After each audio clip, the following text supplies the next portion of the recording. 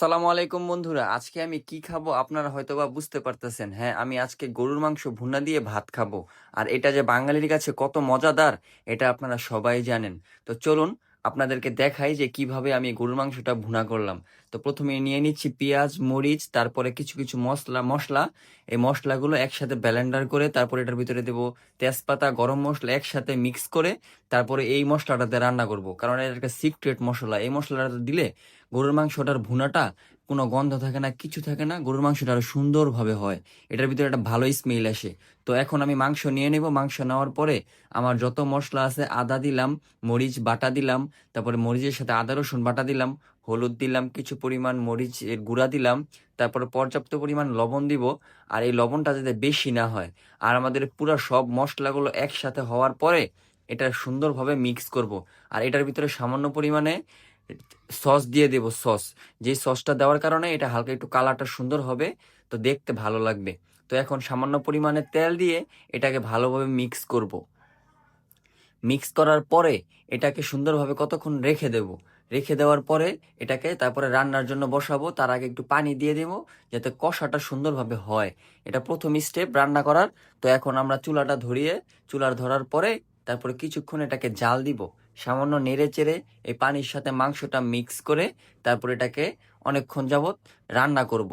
তো এখন দেখতেই পারতেছেন আমি এখন ঢাকনা দিয়ে দিলাম। ঢাকনা দেওয়ার পরে কিছুক্ষণ পরে এটা হালকা একটু বলক আসতেছে। তো এটা হালকা হালকা হইতাছে আর কি।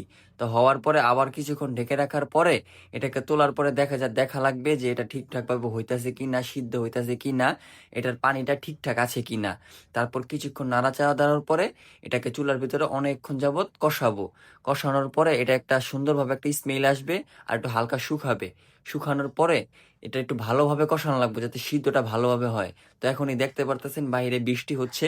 তো বৃষ্টির ভিতরে গরুর মাংস ভুনা খাবো, আলহামদুলিল্লাহ ভালোই লাগবে। তো আমাদের মাংসটা এই এই এখন কষানো শেষ। এখন পানি দিব। পানিটা এটা লাস্ট স্টেপের পানি। এই পানিটা যাতে বেশি না হয় কমও না হয়, এটা একটা মাংসটা সিদ্ধ হওয়ার পর্যাপ্ত পরিমাণ পানি দেওয়া লাগবে। তো এখন পানি দেওয়ার পরে এটাকে সামান্য নেড়ে চেড়ে কতক্ষণ এটাকে জাল দেবো যতক্ষণ পর্যন্ত না ভুনাটা সম্পূর্ণরূপে হয়ে যায়। তো দেখতেই পারতেছেন ভিউয়ার্স, আমাদের ভুনাটা এখন পর্যাপ্ত পরিমাণে সম্পূর্ণরূপে হয়ে যেতেছে। তো আমরা এখন কিছুক্ষণ পরে এটাকে পরিবেশন করব খাওয়ার জন্য। তো এটা খাওয়ার জন্য আমার মন অলরেডি কেমন কেমন লাগতেছে, আমি এটা খাবো। তো আমাদের মাংসটা এখন হয়ে গেছে। তো দেখতেই পারতেছেন মাংসটার কি একটা কালার আসছে। আর এটা অনেক সুন্দর হয়েছে আর এটা অনেক গাঢ় হয়েছে এই বাটা মশলাটা দেওয়ার কারণে। তো আমি এখন আমার প্লেটটা সাজাবো। প্লেটটা সাজানোর পরে দেখতেই পারতেছেন আমি প্লেটে কি নিতেছি। ভাতটা সুন্দরভাবে সাজিয়ে নিলাম। তারপরে গরুর মাংস নিব। মাংসটা নেওয়ার পরে মেখে তারপরে প্রথম বাইটটা খাবো।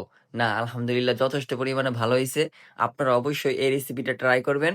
আর এখন আমি কাঁচামরিচের সাথে লেবু দিয়ে একটু খেয়ে দেখবো যে কেমন লাগে। তো আপনারা বুঝতেই পারতেছেন গরুর মাংসটা মানুষের কাছে, বাংলাদেশের মানুষের কাছে কেমন লাগে। এটা একটা জনপ্রিয় খাবার। তো আলহামদুলিল্লাহ আজকে আমার খাবারটা অনেক ভালো হয়েছে। তো আমি একটু মরিচের সাথে ঝাল উপভোগ করলাম। তো সবাই ভালো থাকবেন, সুস্থ থাকবেন। আসসালামু আলাইকুম।